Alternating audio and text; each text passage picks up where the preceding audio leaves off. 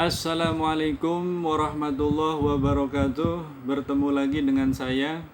Kita masih di dalam pembahasan ilmu fikih yang ada di dalam kitab Safinah. Pertemuan sebelumnya kita sudah membahas tentang pasal yang ke-13, yang mana pasal yang 13 itu adalah orang yang batal wudhu maka haram melaksanakan beberapa pekerjaan. Kemudian orang yang punya junub, orang yang punya haid, orang yang sedang haid itu haram melakukan beberapa pekerjaan ya. Seperti haram sholat, puasa. Itu sudah dibahas. Kita lanjutkan saja pasal yang selanjutnya, yaitu pasal yang ke-14. A'udzubillahi minasyaitonirrajim. Bismillahirrahmanirrahim. Paslun utawi iki iku pasal sewiji asbabu tayamumi utawi piro-piro sebabe tayamum. Iku salasun ana telu. Faqdul ma'i sewiji sepine banyu wal marodi lan lara wal marodu lan lara wal ihtiyaju lan butuh ilaihi maring ma'u maring banyu liat syi hayawanin karena dahagane hayawan. Goirul muhtaromi utawi liyane hayawan kang den mulyakaken iku sitatun ana nenem. Tariku sholati sewiji wong kang ninggalaken sholat, wazanil muhsoni lan jinah muhson, wal murtadu lan murtad, wal kafirul arabiyu lan kafir kang bangsa musuh, wal kalbul akuru lan anjing kang galak, wal khinjiru lan celeng atau babi. Nah itu kira-kira logat Jawanya seperti itu. Pasal yang ke-14 ini menjelaskan tentang asbabut tayamun, sebab melaksanakan tayamum. Salah satu ada 3. Sebab tayamum itu ada 3.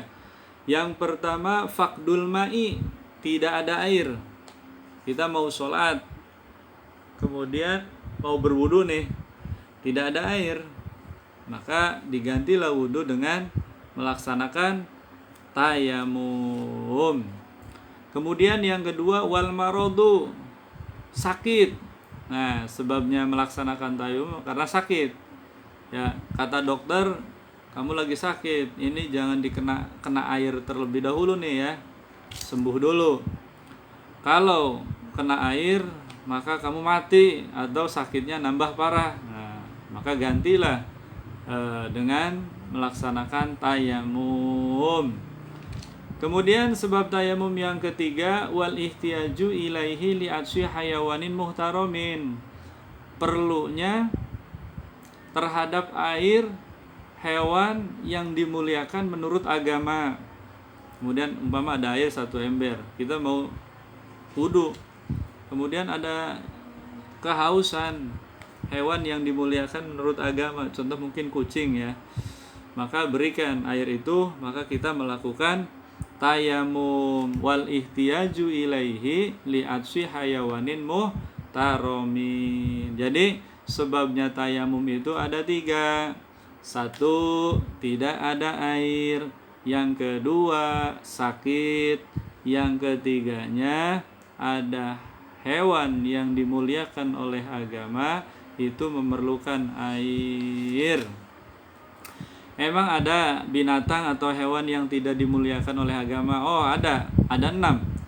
Ghairul muhtaromi sitatun, binatang yang tidak dimuliakan oleh agama ada 6. Pertama tarikus sholati, orang yang meninggalkan sholat. Wah ini orang yang meninggalkan sholat termasuk yang tidak dimuliakan oleh agama. Apabila dia kehausan, kemudian ada air, ya, kemudian ada kucing, ya udah, itu air berikan ke kucing, jangan kepada orang yang sering meninggalkan sholat. Jadi 1, hewan ataupun makhluk yang tidak dimuliakan oleh agama, orang yang meninggalkan sholat.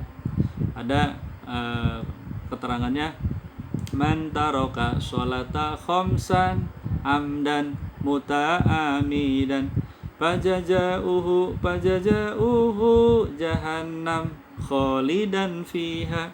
Barang siapa meninggalkan sholat dengan sengaja, sholat yang 5 waktu, duhur, asar, maghrib, isya, subuh, maka balasannya pajaja'uhu jahannam kholidan fiha, masuk ke dalam neraka jahanam kholidan fiha, selamanya, forever, abadan abidin. Ya, mudah-mudahan kita dijaga, walaupun malas kita selalu melaksanakan sholat, karena sholat kita itu sesa ulin, sesa sare, ya sesa we pokoknya nama. Kemudian yang kedua, hewan yang tidak makhluk yang tidak dimuliakan oleh agama itu wazanil muhson, jinah muhson. Apabila perempuan sudah punya suami dan suami sudah mempunyai istri, kemudian berzina dengan wanita lain atau laki-laki lain, nah ini jinah muhson. Ini orang yang tidak dimuliakan oleh agama. Kemudian makhluk yang tidak dimuliakan oleh agama itu wal murtadu, orang yang murtad atau orang yang qat'ul Islam, yang memutuskan Islam, orang yang keluar dari agama Islam, murtadun, orang murtad. Ya, mudah-mudahan kita dijaga keimanan kita tetap sampai mati memeluk agama Islam. Wala tamutunna illa wa antum muslimun. Janganlah mati illa wa antum, kecuali dalam kondisi beragama Islam. Oke, yang ketiga itu. Yang keempatnya wal kafirul arabi, kafir bangsa musuh, kafir yang memerangi orang Islam. Beda dengan kafir yang tidak memerangi mah. Berarti mungkin kafir dimi ya. Kafir apa lagi? Nah, jadi yang dimaksud makhluk yang tidak dimuliakan oleh agama, nomor keempat adalah kafir arabi atau orang kafir yang memerangi agama Islam. Kemudian makhluk yang tidak dimuliakan oleh Allah wal kalbul akuru, anjing anu ararakur, lain maksudnya anjing kang galak, anjing galak yang anjing gila.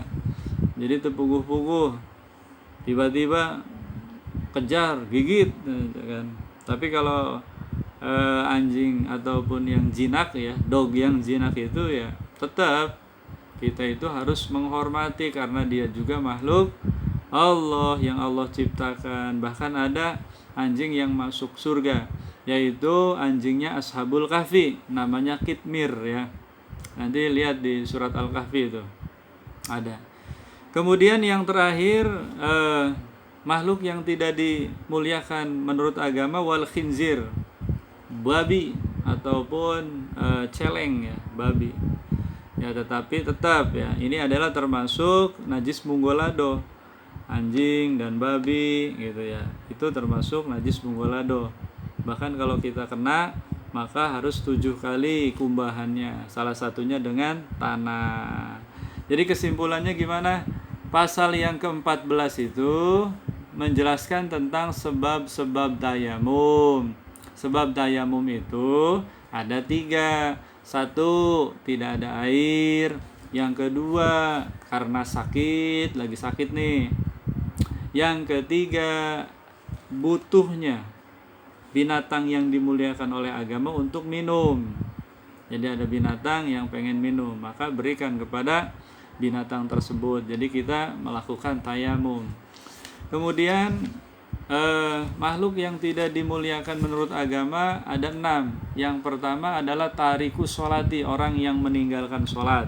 Yang kedua, jinah muhson. Yang ketiga, orang murtad, keluar dari agama Islam.